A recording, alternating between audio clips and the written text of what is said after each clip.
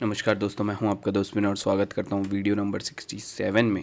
दोस्तों अपने अगले क्वेश्चन की तरफ चलते हैं। जो हमारा अगला प्रॉब्लम है इस बाइनरी सर्च ट्री में, देखो दोस्तों ये floor in a binary search tree, ये बिल्कुल सेम वैसा ही क्वेश्चन है seal in a binary search tree का, इसलिए मैं इसको आपको नहीं बताऊंगा, आप इसको खुद से ट्राई करना।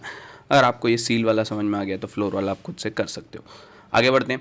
अगला है insert a given node in a binary search tree. तो अपन समझते हैं इंसर्शन अपने को कैसे करना है बाइनरी सर्च ट्री में। ठीक है, तो इंसर्ट करना है अपने को। एक बार क्वेश्चन को रीड कर लेते हैं। You are given the root node of binary search tree BST and a value. आपको एक रूट नोड दिया है, मतलब आपको पूरा का पूरा BST दे के रखा है और एक वैल्यू दे के रखा है, लेट्स से 5। तो आपको ये 5 को इंसर्ट करना है। तो किसी बाइनरी सर्च ट्री में आपको पता है इंसर्शन कैसे होता है, बड़ा सिंपल है।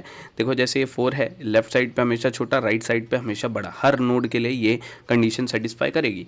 तो 5 को अगर अपने को इंसर्ट करना है तो मैं भाई ये 4 से पूछूंगा कि भाई 4 तू 5 से बड़ा है कि छोटा है। तो मुझे पता चला कि यार 5 से बड़ा है, तो ये भेज देगा इस 5 को 7 के पास। 7 से फिर पूछूंगा कि भाई तू 5 से छोटा है कि बड़ा है, तो ये बोलेगा कि 5 तो मेरे से छोटा है, तो इसको मेरे लेफ्ट साइड पे भेज दो। तो लेफ्ट साइड पे इसको भेज दिया गया, कुछ ऐसा।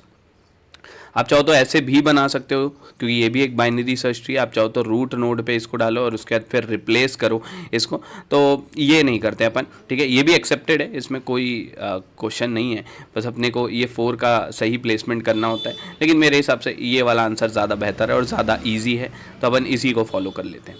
ठीक, तो देखो पहले आइडिया समझते हैं, आइडिया हमारा क्या होगा, उसके बाद फिर अपन देखेंगे। Insert into BST, insert into BST। मैं अब क्वेश्चन का नंबर नहीं लिखूंगा, आप खुद से लिखते रहना। ठीक है, काफ़ी सारे क्वेश्चन हो चुके हैं तो आप लिखते रहना, सबके में इधर उधर होता रहेगा। ठीक, अब देखो जैसे लेट से मेरे पास एक ट्री है, मान लेते हैं इस तरीके का एक ट्री है। 3 है, लेफ्ट साइड पे छोटा वैल्यू और राइट साइड पे लेट से बड़ा वैल्यू। अब मुझे एक वैल्यू देके रखा है, वेल इज इक्वल टू 5। मुझे इसको इंसर्ट करना है, तो मैं इसको कैसे इंसर्ट करूँगा? बड़ा ही आसान सा आइडिया है दोस्त। देखो अब क्या करो, इस 5 को पकड़ो, इस 3 के पास जाओ और इससे पूछो कि भाई रूट, ये जो वैल्यू है ये बड़ा है कि छोटा है? तो ये बोलेगा कि ये जो 5 वैल्यू है ये तो यार बड़ा है, तो ये बोलेगा कि आप राइट साइड पे चले जाओ। तो ये इस 5 को भेज देगा राइट साइड पे। ये 4 से पूछेगा कि भाई छोटा है कि बड़ा है ये वैल्यू, तो ये बोलेगा कि यार ये वाला वैल्यू तो बड़ा है। तो एक काम करते हैं, बड़ा है अब क्योंकि इसके आगे नोड नहीं है, तो जब नन हो जाता है अपने पास, ठीक है, इसका जो चाइल्ड है वो नन होता है, तो उस केस में अपन 5 को इस तरीके से लटका देंगे। अब ये कैसे करेंगे? बड़ा सिंपल है, रिकर्शन का इस्तेमाल कर लो। सिंपल सी 3 कंडीशन लिखेंगे। देखो इफ़ नॉट रूट, तो उस केस में रिटर्न कर दो आपके नोड को, उस वैल्यू को। तो लेट से अपने को ट्री नोड देता है हमेशा, तो ट्री नोड का जो वैल्यू है उसको आप रिटर्न कर दो, कुछ ऐसा। ठीक है, मैं आपको समझा रहा हूँ इसका मतलब क्या है। अगर इफ वैल जो है अगर less than root dot value होता है, अगर छोटा होता है रूट और वैल्यू जो है वो बड़ा होता है, तो उस केस में आपको पता है कि उसको लेफ्ट साइड पे भेजना है।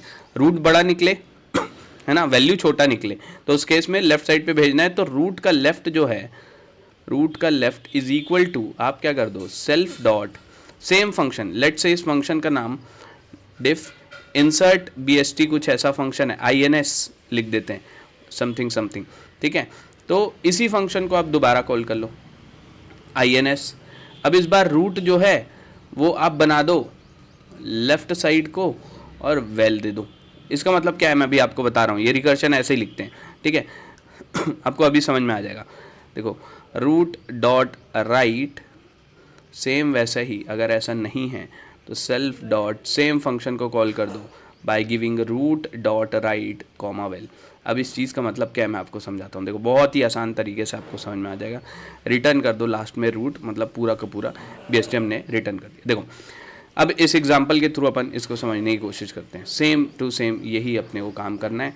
वैल्यू जो है उसको 5 को इंसर्ट करना है। ठीक, अब देखो कैसे हो रहा होगा। सबसे पहले अपन देखें, इफ़ नॉट रूट, भाई रूट तो है अभी, रूट अभी क्या है 3 है। इफ़ नॉट रूट, ये कंडीशन सेटिस्फाई नहीं हुआ, ये नहीं, यहाँ पे जाएंगे, यहाँ पे देखेंगे वैल्यू क्या है 5 है, रूट का वैल्यू क्या है 3 है। तो ये सेटिस्फाई कर रहा है क्या? नहीं कर रहा है। इसका मतलब कि लेफ्ट साइड पे नहीं भेजना है, राइट साइड पे जाएगा। तो root dot right is equal to वापस से ये वाले फंक्शन को कॉल करना। इस चीज़ का मतलब क्या होता है? चीज़ का मतलब ये है कि सबसे पहले 5 यहाँ पे आया, 3 से पूछा कि वैल्यू क्या छोटा है कि बड़ा है, तो ये बोला कि भाई वैल्यू तो तू बड़ा है, तो इसका मतलब तू राइट की तरफ जा। तो ये राइट की तरफ यहाँ पे अब पहुँच गया 5। अब एल्स पार्ट पे देखें, एल्स पार्ट पे सेम फंक्शन को फिर से कॉल कर दिया गया। इस बार रूट डॉट राइट क्या है मेरा? रूट डॉट राइट यहाँ पे दिया गया, इसका मतलब मैं यहाँ पे 4 दे रहा हूँ, ठीक है। रूट क्या है मेरा? 3, रूट का राइट क्या है? 4। तो ये 4 वाले नोड को ये वैल्यू के साथ अपन कॉल कर दे रहे हैं, ठीक है। तो सेम फंक्शन 4,5 के साथ कॉल हुआ, वापस से गए अपन इस फंक्शन के साथ। इफ नॉट रूट, अभी रूट है क्या? अभी रूट है ना, ये 4 मेरा अब रूट बन गया। अब ये जो 4 है यही मेरा रूट है, ये सेम फंक्शन कॉल अपन कर रहे हैं। अब उसके बाद फिर देखूंगा कि वैल्यू जो है, वैल्यू जो अपने को मिल रही है क्या less than root dot val है, तो ये वैल्यू जो है ये 5 ही है, रूट डॉट वैल्यू कितना है? 4 है, तो ये सेटिस्फाई नहीं किया। फिर से राइट साइड पे गए, तो राइट साइड पे अगली बार पे सेम फंक्शन फिर से कॉल हो जाएगा। इस बार रूट डॉट राइट क्या है? 4 का राइट क्या है? नन, कॉमा वैल्यू क्या है? 5। सेम फंक्शन फिर से कॉल हुआ, फिर अपन इसके पास पहुंचे, फिर यहाँ पे पूछेंगे इफ नॉट रूट। इस बार रूट नहीं है, तो अगर रूट नहीं है तो ये रिटर्न कर देगा जो भी वैल्यू है। तो ये चीज़ रिटर्न किया इसने 5। तो रूट डॉट राइट क्या हो गया? 5। तो रूट क्या था अभी? 4 का राइट कौन बन जाएगा अब? 5। ये हो गया। ऐसे रिकर्शन कॉल होके हमारा काम बन जाता है। ठीक, मेरे हिसाब से आप समझ गए होंगे, बड़ा सिंपल, बड़ा आसान। इसी तरीके से डिलीशन भी होता है, ठीक है। देखो अपने को यहाँ पे ये रूट दे के रखा है और ये वैल्यू, दो चीज़ें अपन पास कर रहे हैं। इसी तरीके से बस अपने को करना है, तो बस इतना ही लिखेंगे, इफ़ नॉट रूट, ये बेस्ट केस अपन लिख दिए।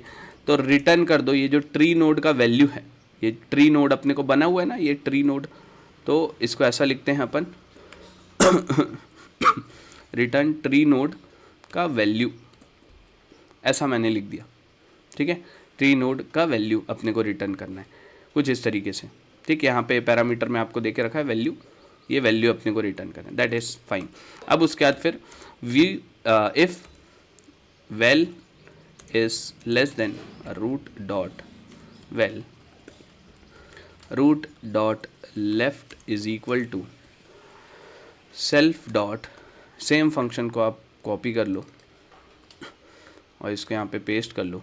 बस फ़र्क क्या रहेगा, इस बार रूट डॉट लेफ्ट को बना देंगे रूट और वैल को एज इट इज़ पास करेंगे। नहीं तो एल्स पार्ट में वो बड़ा होगा वैल्यू, तो उस केस में root dot right is equal to self dot, same function को आप पेस्ट कर दो और रूट डॉट राइट लिख दो, कॉमा वेल लिख दो। लास्ट में आप रिटर्न कर दो, यहाँ पे रिटर्न कर देते हैं अपन रूट को, दैट इज इट। इसको अपन रन करके देख लेते हैं, इसको थोड़ा मैं हटा दूँ। हाँ,